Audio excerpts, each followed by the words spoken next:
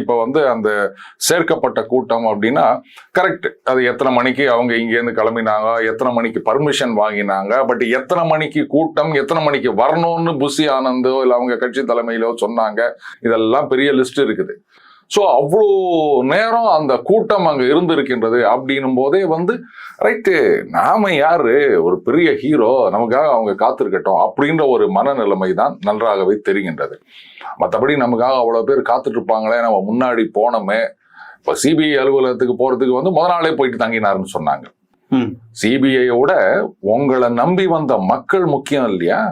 அப்போ முத நாள் இது என்னங்க வந்து ஃப்ளைட்ல டிக்கெட் கிடைக்கணும்னு கஷ்டமா உங்களுக்கு, நீங்க பிரைவேட் ஜெட்ல தானே போறீங்க, முத நாள் நைட்டே போய் தங்கிட்டு அங்கேருந்து வந்து சம்பவ இடத்துக்கு காலத்திலேயே போயிட்டு அங்கேருந்து டக்குன்னு சீக்கிரம் முடிச்சுட்டு வந்தா அது என்னங்க இப்போ இது மாதிரி ஒன்று காலையில சீக்கிரம், காலையில வந்து வேலைக்கு ஆகாது, அதனால சாயங்காலம் ஏதாவது ஒன்று பண்ணியிருக்கணும். எதுவுமே இல்லாம நீங்க கிளம்புறது ஒரு டைமு, அறிவிக்கிறது ஒரு டைமு, பர்மிஷன் வாங்குறது ஒரு டைமு, போறது ஒரு டைமு, இது ஒரு ஃபேஷன் ஆயிடுச்சுங்க.